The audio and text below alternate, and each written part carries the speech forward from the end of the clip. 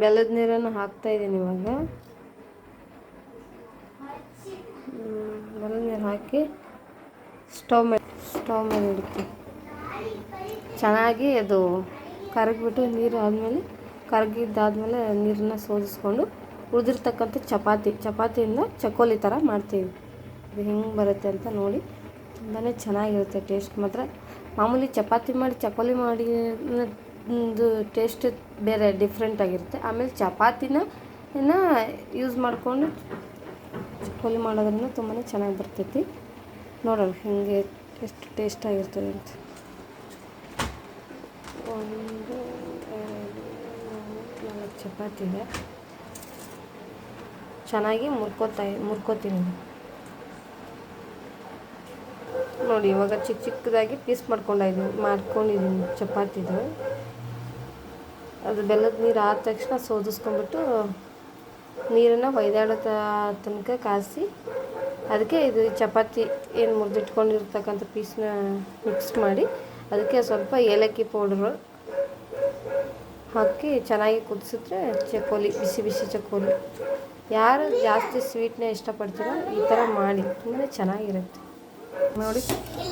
ನೋಡಿ ಈ ಕಡೆಯಿಂದ ನಾನು ಬೆಲ್ಲದ ನೀರನ್ನು ಕಾಯಿಸ್ಕೊತಾ ಇದ್ದೀನಿ. ಇದೆಲ್ಲ ಕರಗಿದಾದ್ಮೇಲೆ ಸ್ವಲ್ಪ ಚೆನ್ನಾಗಿ ಸೋದಿಸ್ಕೋಬೇಕು. ಯಾಕಂದರೆ ಇದು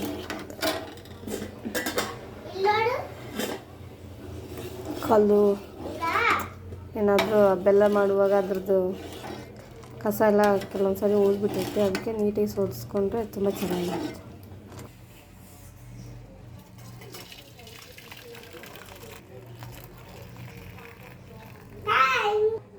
ಸೋದಿಸ್ಕೊಂಡಿರ್ತಕ್ಕಂಥ ನೀರನ್ನು ಸ್ಟವ್ ಮೇಲೆ ಇಟ್ಕೊಂಡಿದ್ದೀನಲ್ಲ ಆ ಪಾತ್ರೆಗೆ ಮತ್ತೆ ಟ್ರಾನ್ಸ್ಫರ್ ಮಾಡ್ಕೊತಾ ಇದ್ದೀನಿ.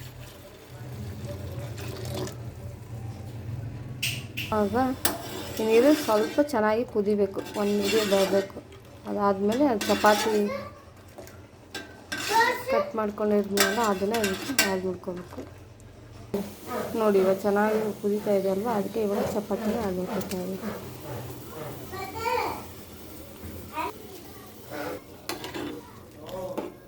ಚೆನ್ನಾಗಿ ಕುದಿಬೇಕು. ಕುದಾದ್ಮೇಲೆ ಆಫ್ ಮಾಡಿದ್ರೆ ಸ್ವೀಟ್ ಚಕೋಲಿ ರೆಡಿ.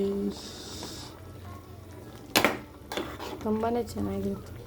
ಬೇಕಿದ್ರೆ ಒಂದ್ಸಲ ಟ್ರೈ ಮಾಡಿ ನೋಡಿ ಹೆಂಗೆ ಬರುತ್ತೆ ಅಂತ. ಹೇಳ್ತೀರಲ್ಲ ತುಂಬ ಚೆನ್ನಾಗಿ ಬಂದಿದೆ ಅಂತ ಹೇಳ್ಬಿಟ್ಟು.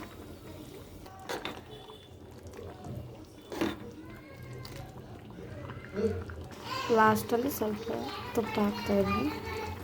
ತುಪ್ಪ ಹಾಕಿ ಮಿಕ್ಸ್ ಮಾಡಿದ್ರೆ ಸೂಪರ್ ಬಿಸಿ ಬಿಸಿ ಚಪಾತಿ ಚಕೋಲಿ ರೆಡಿ.